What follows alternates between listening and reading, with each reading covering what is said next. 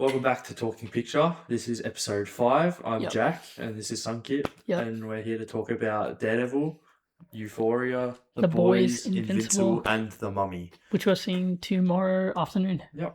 In the afternoon. So yeah, all right, we're Let's gonna get just straight jump into straight it. into it. Yeah. Straight into it. First thing we got, Daredevil Born Again, episode 5. Yeah, 5. All right. So thoughts?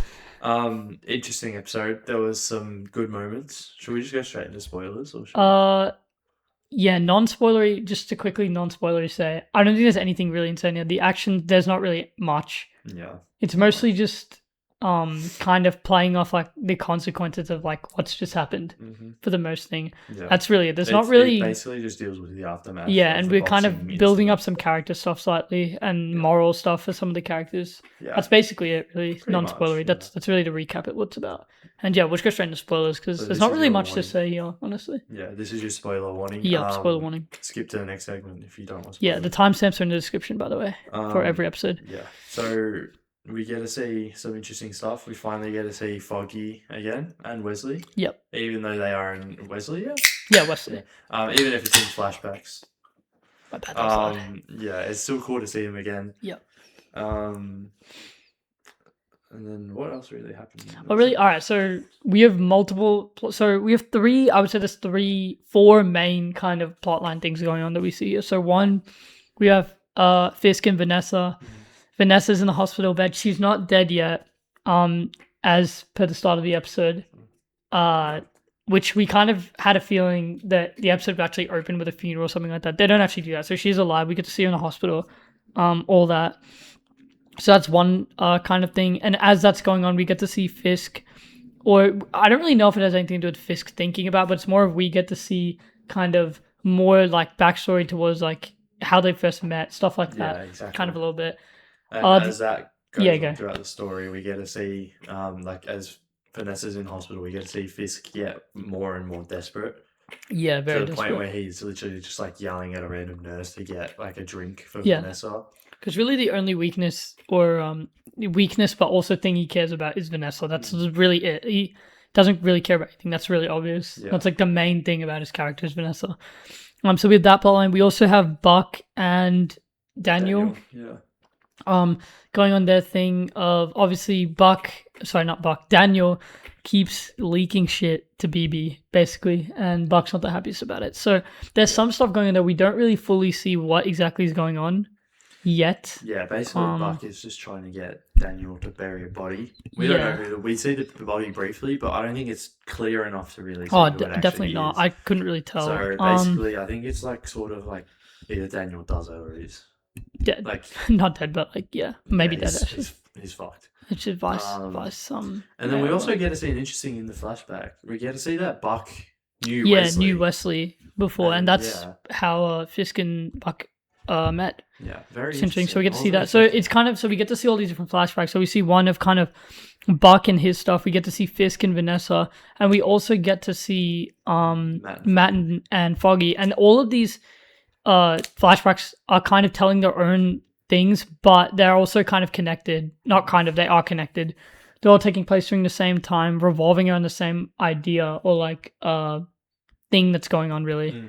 Which I don't know how I feel about that. I feel like it's kind of weird to I would say not pointless because we do kind of get to see more of like in this episode we also get to see like Matt and Dex together a lot, and we kind of dive more into Matt's kind of morals, which is important because he chooses to help Dex instead of leaving Dex.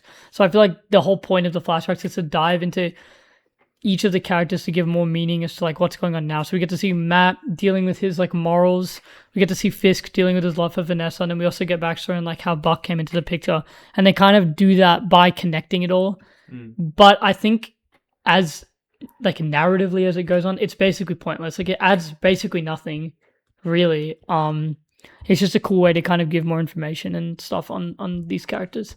Yeah. But yeah, that's really it. We get to see some interesting stuff with Matt and Dex. They have some good conversations. Yep.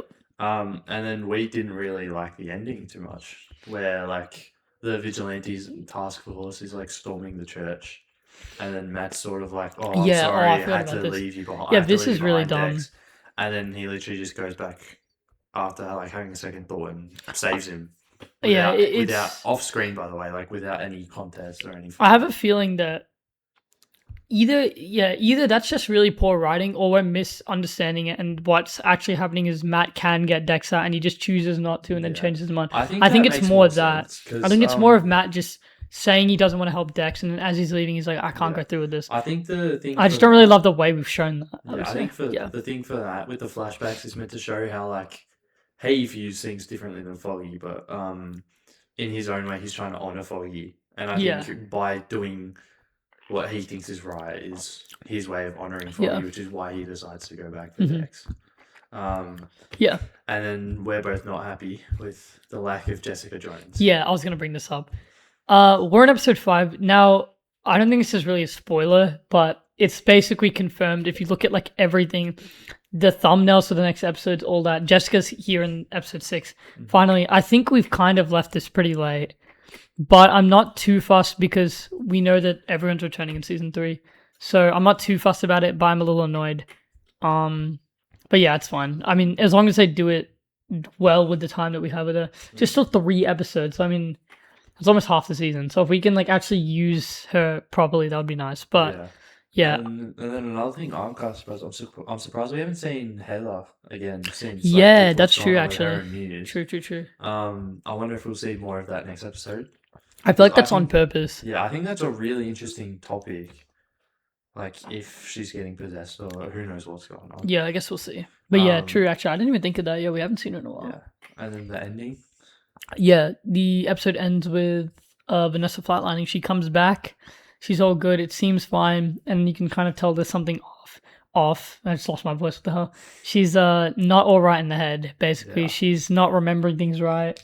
You can tell something's off, and then as she's saying her last words to Fisk, kind of pauses a little and starts. Croaks it. Yeah, that's it. Flatlining. So we're gonna see a very angry Fisk. Yeah, that's good. I like the direction we're going with this because I think it's interesting. That I think I don't mind what we did here by keeping Vanessa alive a little longer. Because we're kind of getting to see more of Fisk's dependence on her because of how desperate he gets. So now when we're taking her away, it's like he's going to be gone. Yeah, he doesn't really have anything to care for. Yeah. Interesting. Overall, fine episode. I don't think it's like insane. Yeah, it's a bit overrated. Yeah, it's rated really high. I think it's good. There's some great stuff in it. I don't think overall it's like an incredible episode. Yeah. I think it might be, I might be wrong to say this, but I think it kind of messes with the pacing slightly. I do agree. Because I feel like we've had a very consistent, fast pace, and now you're slowing it down. And my issue is I feel like it's not like kind of like we've slowly slowed it down. It's like we've slowed it down crazy, and it's going to go straight back into the fast-paced stuff. I imagine like instantly, because if Jessica's coming in the next episode, like I feel like we're going to go straight back to that fast pace. So I feel like this, on a rewatch, when you're watching all these episodes, it'll be like a bunch of fast-paced episodes, a little like slow, weird hour, and then back to the fast-paced stuff. So yeah, but yeah, I mean, it's fine. We'll see how it goes, how it fits into the pieces. That's basically it, right? Yeah. Anything else for Daredevil? Yeah, that's basically all. Yeah, all right. The next thing we're going to be talking about is we have the season 3 premiere of Euphoria. Now, Jack has not seen Euphoria, so I'm going to just quickly brush over this briefly, because we both can't really add to it. But yeah, quickly talk about the first and second season. I think the first season is pretty strong. It's a little messy because I don't think any of the storylines really ever kind of connect too well to each other. It's kind of just a bunch of random disconnected stories, but for the most part, they're pretty interesting. The show technically is amazing. It sounds amazing. It looks amazing. The soundtrack's incredible. The performances are incredible, so there's no complaints there. So the first season, I think, is solid. There's some great stuff there. After that, with the special episodes, which I think are way, way better than the rest of the show. Genuinely incredible episodes. The Ruse episode is unbelievable. Like genuinely just some of the greatest stuff I've seen in the diner there. Jules' episode's great too. I think it's almost set level, not quite there, but also really great. They're both way ahead of the rest of the show for me. Season 2, I think, starts off kind of a little weak. I think it's kind of the same thing. They're disjointed stories, but they're just like way less interesting, really. But yeah, episode 5 is incredible. I think that's where the season starts to pick up a bit. Probably one of my favorite episodes I've ever seen of anything. Just incredible stuff. Zendaya is unbelievable there. Then yeah, the rest of the season's fine. We have some good stuff there. The play at the end, which is a creative way of kind of diving into everything. And yeah, it's fine. Pretty solid. I don't think it's as good as season 1, but yeah, it's fine. And then that brings to season 3. 4 years, I think. A 4-year wait. I think it was. Yeah, 4-year wait for this. I didn't wait that long. I've just watched this like in the last couple of weeks. But yeah, it's an interesting start. It's fine. I do think this is the weakest premiere episode. I also don't know if I love the direction, but it could definitely be a lot worse. I was kind of worried the new setting would take away from how the show looked. Luckily, it does not. The show still looks incredible. Labyrinth's music is missing here, which really hurts in my opinion. And I definitely do agree with the criticism of like it not feeling like Euphoria. It kind of does feel like a different thing. When you change the setting and the soundtrack and all that, it kind of does feel different. But yeah, we have some interesting stories here. I mean, some of them are definitely like a bit odd. I think Cassie and Nate's story is a bit like, yeah, even he knows and he doesn't watch it. It's just, I feel like this is the same problem I had with season 2, where season 1 you're telling really interesting stories about these characters, and season 2 you're taking the same characters, but the story you're telling this time with them is weaker. And it's the same thing here. It's like they're both interesting characters, but you're telling like a really weak story with them. Like what type of like what are we even doing here? So I mean, same thing. Maddie's fine, like her story's fine. Zendaya and Faye have their thing going on. It's fine. I like that. Well, I can't speak. I like the way we're trying to like do new stuff with Zendaya's character with her whole like religious kind of thing, and she's trying to like go in that direction. I don't love the way they're doing it, but I think it's interesting, and the way the episode ends with I forgot his name, kind of shooting the apple off, and the whole like thing of her having faith. So yeah, it's interesting. We'll see where it goes. It's a fine episode. You can kind of see the direction it'll go in slightly. And yeah, we'll see. It's been pretty mixed from what I've heard other people's thoughts on it. And I think I'm pretty similar in that thing. There's some stuff I like, a good amount of stuff I don't, but I feel like it's too early to really judge it. And yeah, it's really all to say about that. So we'll just move right on. All right, so now we're going to move on. We have changed clothes, yes, but we're going to move on to The Boys. It's episode 3 of The Boys. Yep. Also, new mic setup, so hopefully it sounds a little better. We tried to film this last night, but had some mic issues. We had some echoes, so we've hopefully got a solution now. Yeah. Basically. Alright, thoughts? Slow. It was a very slow episode. Yeah, definitely slow in the first 2. Yeah. Not much really happens. Yeah, I feel like we're kind of going over like plot points we've kind of already gone over slightly. Yeah.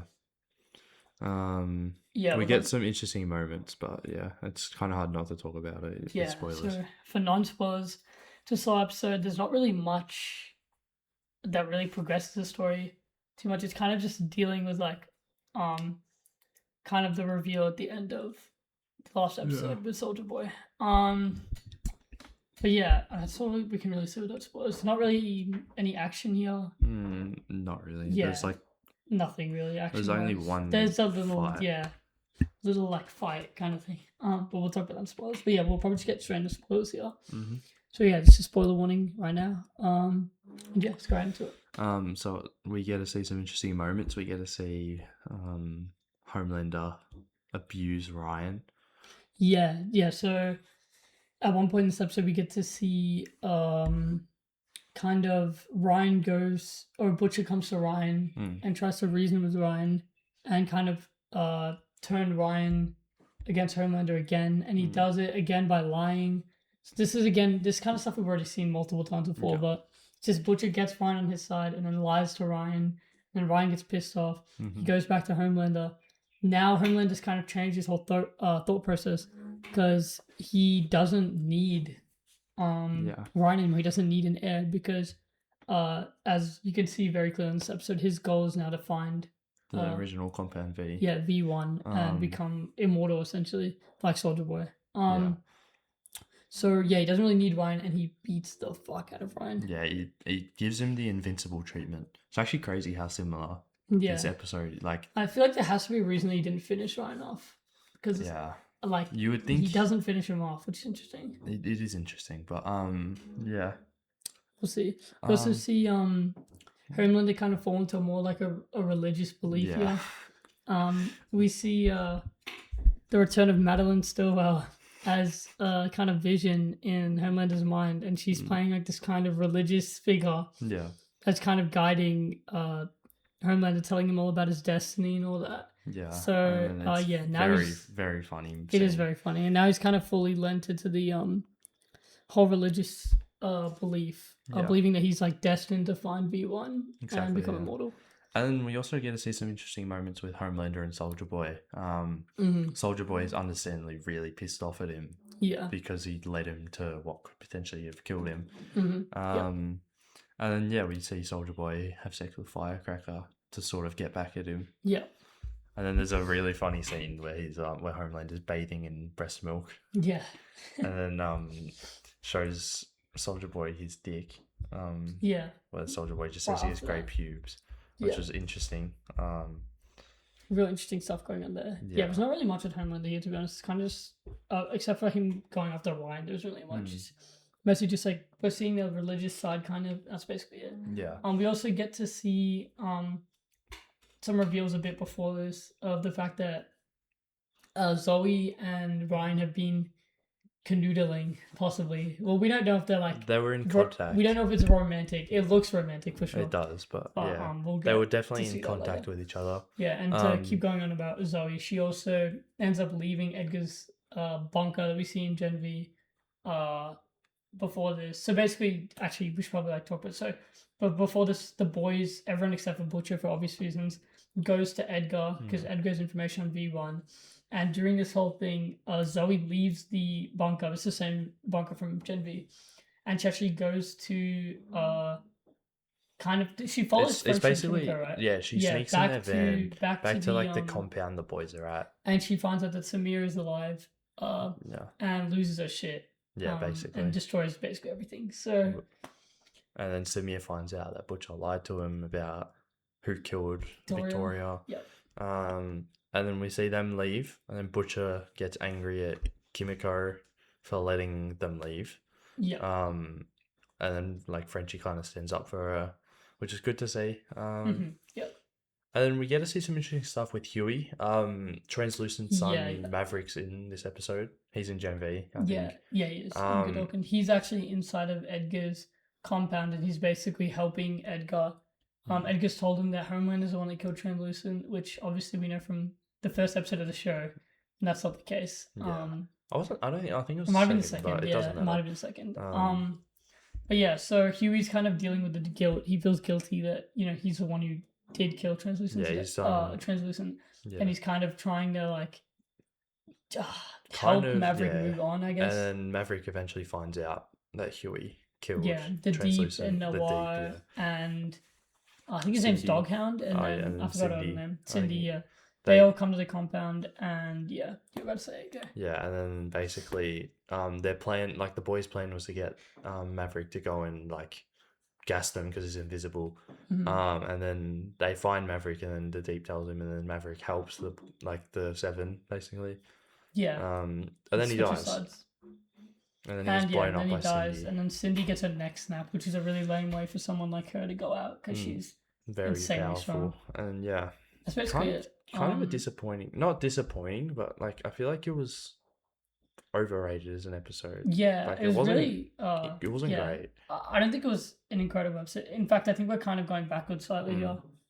I was saying to Sankit, I'm starting to get sick of the whole virus plot line. I feel like it's been going on for almost 2 seasons now. Yeah.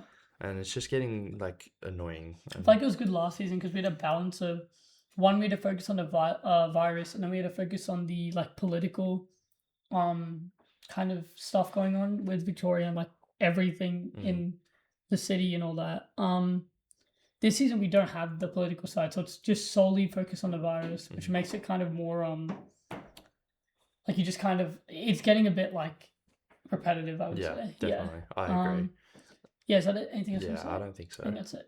I don't really know where they're going to go from here. At the end of the episode,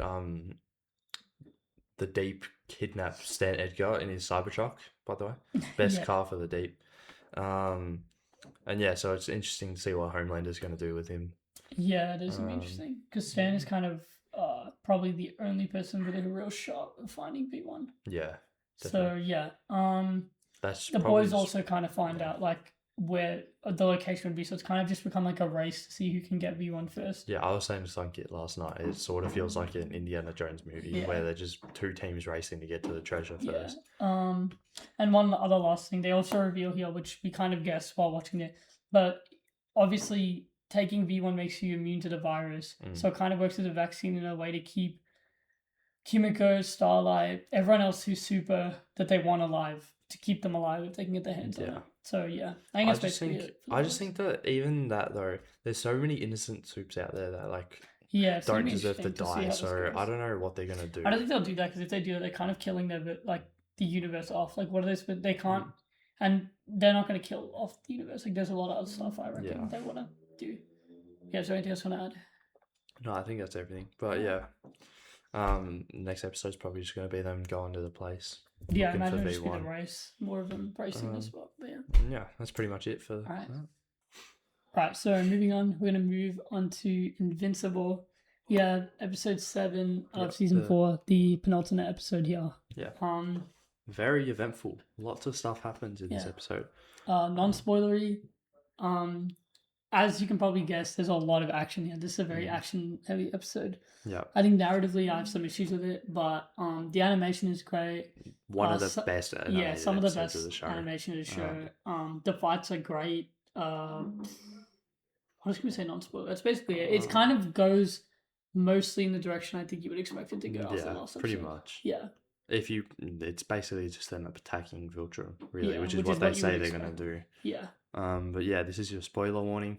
Yeah, we're going to show no spoilers here because there's not really much else to say.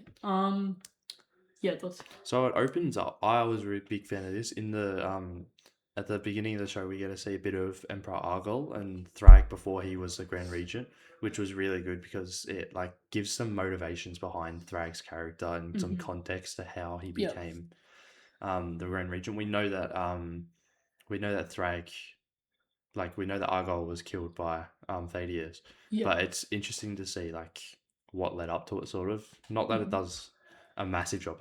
It's only like 5 minutes of the backstory. Yeah, but it's a really short like prologue. Really, to the episode. Better than nothing. And then basically it shows how Thrag becomes a Grand Regent. So he's basically the Emperor until he's able to locate one of Argol's heirs, which will be interesting in the future. And then we get to see some really great action. Yeah, so basically, just as you would expect, the team, the coalition, basically chases after Thrag and the Viltrumites back to Viltrum. They basically are entering Viltrum's like atmosphere, and there's like a trap kind of springed on them, which for some reason surprises them, even though like, well, what do you expect's going to happen? They know you're going to come after them. They're going to obviously be setting a trap. So there's a trap going on. There's a bunch of fighting going on in the atmosphere. Solid animation. Thrag's kind of just standing there watching while everyone else is fighting. And then Thrag takes Nolan down to Viltrum and has a conversation with him. That was really good because that also was in the comics. So I like how they're expanding on like the comics a lot. We basically get to see Thrag like trying to convince Nolan to come like to return to what he was because the Viltrumites are down to so little numbers. But then we see some really good character development when Nolan just says no and he understands that the Viltrumites just need to go. Yeah, we see Thrag kind of tell Nolan that like he's basically trying to turn Nolan against Thaddeus or Thaddeus. How do you say his name? Thaddeus. Yeah. Doesn't matter.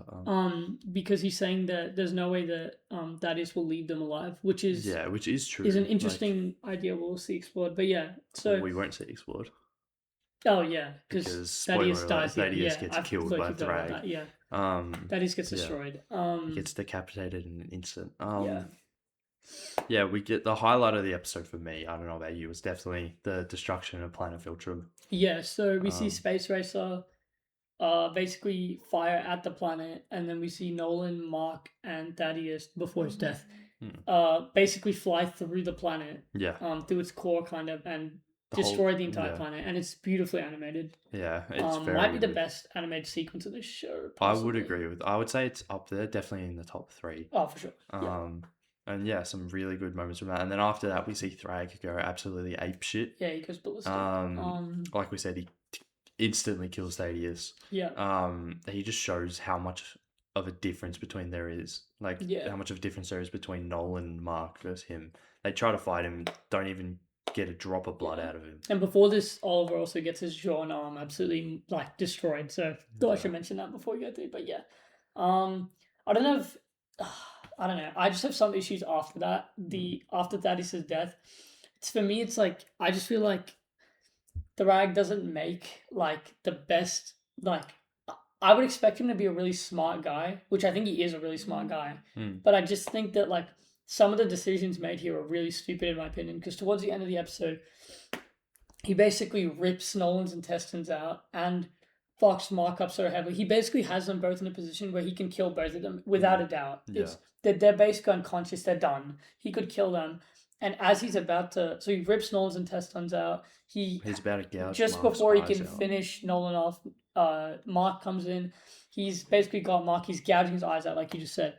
And at this moment, it's like he's dead. He's gonna kill Mark. He's gonna go straight back and kill Nolan. But as he's doing it, he's looking back at the remains of his planet and all the dead Viltrumites, and he's basically thinking that like there's too little, which he says too little Viltrumites left. The rest of the team comes like, I'll finish them off. And he says there are too few left already. And then we kind of flash forward a couple of weeks after that, and Mark comes to like the realization that they're heading to Earth.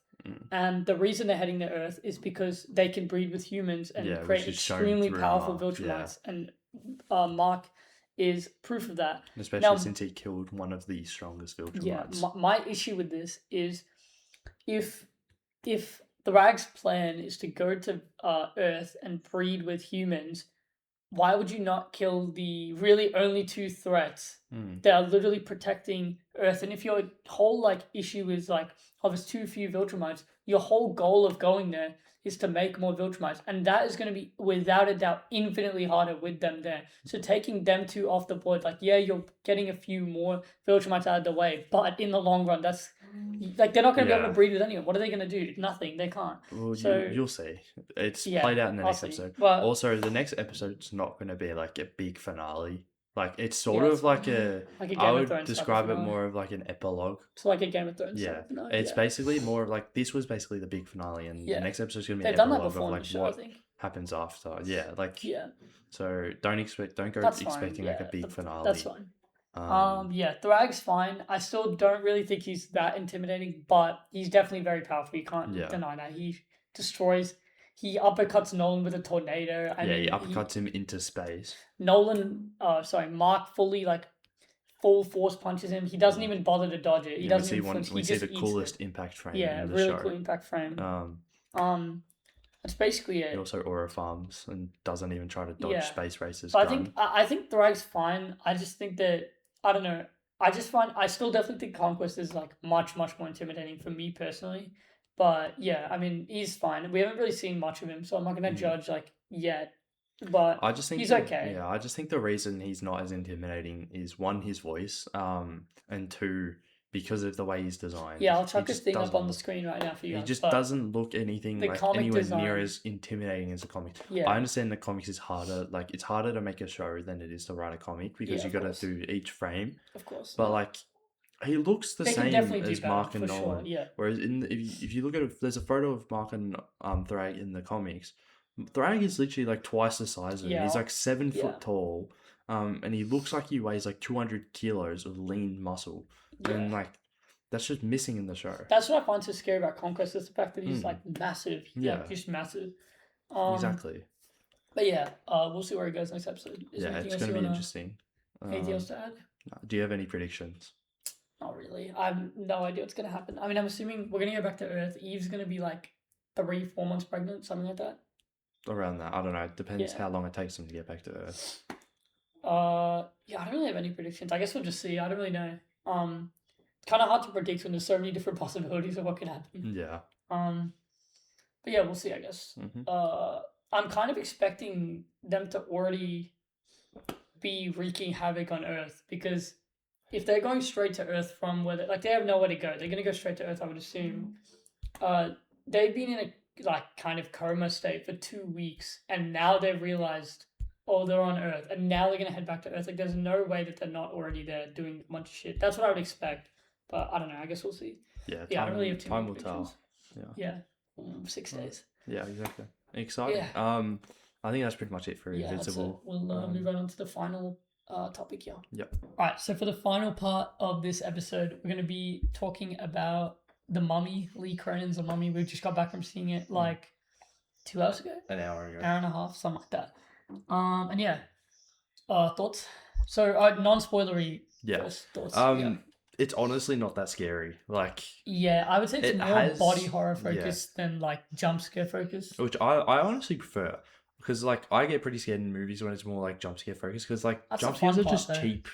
They're just cheap. Not always. Like sometimes they're cheap, and it just like you can't help but jump because it's just a loud noise. I find but I find like, just to talk about it because we just watched it recently and even reviewed it, stuff like Undertone, where it's like you're seeing like kind of like everything being really well shot, like that type of horror, like well shot hallways, the suspense, lighting, where it, like, build up of suspense. I find that way better than body horror in my opinion. But body horror is like pretty good. It can be different. It offers like a different thing. Kind of. Speaking of body horror, the body horror in this was there's some up. There was some. There's some real in a good way. It was like you can tell the dedication the crew makeup had, and hairstyling, the effort they put in, and I before we get into the spoilers, I got to talk about the actress who plays the main little girl, Katie. Yeah, she was incredible. For sure. Everyone here is really good, actually. Yeah, exactly. I don't think there's a single bad like actor. But she basically plays like, I don't think it's a spoiler to say she's possessed. Like, I think that's pretty obvious from the trailer. It's the whole point. But she does it in such a good way. Like, she's so intimidating. She's great, yeah. She's very. I would say she's a bit menacing. Like, I don't know how to explain it, but she's like unsettling. That's the word. Yeah. As far as like visual effects, makeup, hairstyling, this is extremely similar to Cronin's last movie, Evil Dead Rise, which we both love. Yeah, which we both really enjoyed. Yeah. It's very similar, I would say, in the fact of like the way it plays more on gore and like you want to look away at the screen. It's definitely, I don't think it really reaches that level as Evil Dead, but it's like the same type of horror. So if you enjoyed like the whole like kind of being challenged to look away from the screen type of horror, this is very similar in the way that Rise was. Narratively it's pretty strong. Performances are strong. It's pretty well shot. I don't think it's like insanely well shot. There are some good moments. I like all the shots. There's a lot of shots where there's like, some really nice stuff. It looks like one side of the screen is far away and the other is like a close up of someone's face. They do that a few times throughout the movie. I really liked that. Yeah. Especially with like when the girl like Katie's possessed and it does it. But I think the highlight here for me would definitely be the makeup and hairstyling. Yeah, definitely. It's really great. Yeah. All right, moving into spoilers now. Before we go into spoilers, actually, like, what would you rate it? I gave it a 7 out of 10. Yeah, very solid. 3.5 stars. Definitely something you would want to watch in cinemas. Yeah, I would have it almost on the same level as Evil Dead Rise. There was some sound design that was really good. There was a couple of moments throughout it where like it genuinely sounds like someone's like banging. So I literally like looked over to the side to see if there was something. This guy was doing that through all of Undertone, by the way, especially the end of it. If you look back, he looked back behind us so many times. Undertone, it was so funny. Yeah. All right, moving on to spoilers now. Yep, this is your warning. So like I said, the performances are good. We kind of see a the movie opens with a prologue of kind of this, how do you explain it? This ritual kind of going on, or this kind of family. I would call it a ritual. Yeah, a ritual. This family's kind of checking. So basically, to just go straight into, I feel like it's easier to talk about this when we explain it. So basically, what's going on here is there's basically a family tradition, ritual, whatever you want to call it. But there's a kind of demon. I can't remember the name. Starts with A. We're really bad at remembering demon names. Started with N. No, A was Undertone. It starts with N, I'm pretty sure. It was like some death Egyptian demon. We're really bad with the demon names, apparently. Because there's basically this demon, what it does is, it was kind of something similar to Undertone, where it would possess like fathers or mothers and turn them against their kids, something like that. It was more like that was undertone. In this one, it was more like they prefer to like get it to possess like younger kids to like last longer. Yeah, I think that's what they said. Actually, you're right. It's not really that relevant, but the relevant part of it is that the tradition is basically that they want to when the mummy, whoever the demon inside, what they want to do is when that body is kind of decaying at the end of its like life, they want to kind of, by they I mean the family, want to find a kind of young new host for this. So they kind of Katie is basically kidnapped and then put into like this kind of ritual and mummified. Which is a very interesting. The way they show that sequence is through a VHS tape. It's really which is interesting. I think it's a good way to show how it happened. And basically, the demon goes from whoever it was in before to Katie, and she's like a young host. She's mummified, and basically the goal is they're opening the tomb. They're moving the demon from one body into a new one, and then they're shutting it back in the tomb. So basically, from what the way it's shown is basically the demon can't escape the body until the body's dead. So that's the reason we keep moving into new bodies. Now what happens is Katie is kind of missing whatever. This all happens to her, and then at one point they're moving her from wherever, Cairo. Yeah, the place that they had the tomb was flooding, so they had to move it. Yeah. And then the plane crashes. And the plane crashes. Sarcophagus is discovered, and then like opened by like the researchers. And they have no idea what they're opening because, like we said, it needs to be closed. So Katie is found. 8 years after. 8 years later. Which is where we open. I think an instant red flag of that should have been the fact that she looks the same age as like when she was kidnapped. When it's been 8 years, because she was like probably 10-ish. I think you said she was about 17, like on the birthday cake. Yeah. We find out that her age now is 17 when she comes. And she looks like a 10-year-old, but I guess they just put that down to like the way she was treated and that. But so it's a pretty interesting narrative. You kind of get to see this, like this is all revealed like towards the end of the movie. What we're saying. Yeah. So it's kind of like everyone trying to figure out what's going on. There's a cop that's investigator, whatever you want to say. Yeah. Missing persons investigator who's kind of trying to investigate what happened to Katie.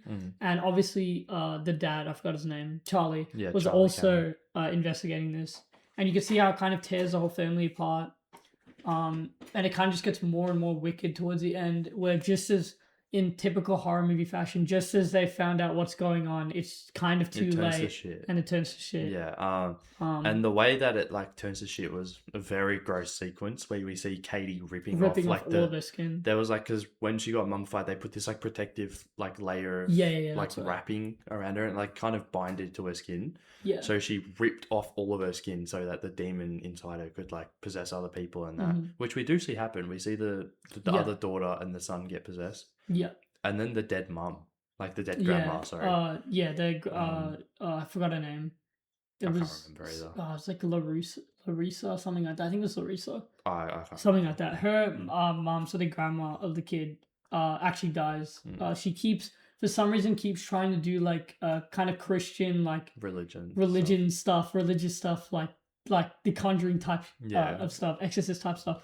And it keeps backfiring, and for some reason she keeps trying it, and eventually Katie, or the demon, has had enough and just absolutely fucking throws her out a window. She gets eaten by like wolves and shit. Yeah. It's fucked up. But yeah, the movie ends with they basically move Katie, the demon outside of Katie into the dad. Yeah. And then in kind of like an epilogue kind of thing, we see the dad, like we see them move the demon from the dad into the woman who's actually been doing the whole family tradition. The woman who initially kidnapped Katie. And, very interesting. I don't love the conclusion because I think it's a little bit slightly. When I say conclusion, the third act's fine. I think I'm talking about like the whole kind of epilogue bit of them moving the demon from Charlie to.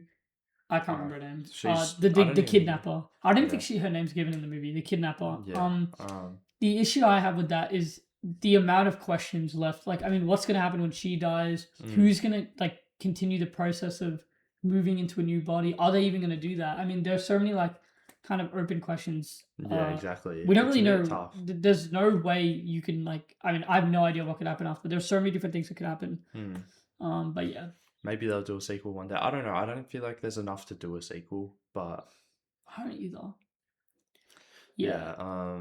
I don't know. It's decent. It sort of gives me like that. Sort of gives me the same vibe of like I want to say like Smile, like the end of the first one, where it's like you're left with a lot of questions. Yeah. And then the second one like sort of answers some, Mhm. but like gives you more. More, yeah. So I don't know. I could see them if it does well, they might do a sequel. I think it'll do good just because of his name on it. And it's a good watch for sure. I don't know. I feel like I was kind of expecting a bit more, to be honest. I was expecting it to be more scary, which Yeah. I'm glad it wasn't. I do think it's on the same level of quality as Rise, but I personally enjoyed Rise a lot. Like Rise, I was just so like locked in. Maybe it's just because Evil Dead's already like a pre-established like franchise, which I already really enjoy. And even though the Mummy is as well, it's like a different turn. Yeah, as this well. isn't really. It has no relation to anything else. Mummy. Yeah, like, I don't think there's a single. I wouldn't even call it like a reboot. It has nothing. It's like a. They've just taken the Mummy name and just like there, but they never even said this was a part of a Mummy franchise or a reboot of the Mummy. They never said that. I don't think it was just the Mummy's just a really old story that's been adapted multiple times, and this is just a new one. It's the same as like Tom Cruise's Mummy. That had nothing to do with the other, like Brendan Fraser. It was just a like completely separate thing. Yeah, exactly. But yeah, very interesting. Good movie though. Yeah, good watch for sure. Definitely. Oh, it's basically all for that, I think. Yeah, I think that's everything we've got to discuss this episode. Yeah. So thank you for watching and talking picture with us, and we'll see you in the next episode. Yeah, it's episode 5 done. All right. Bye. Bye.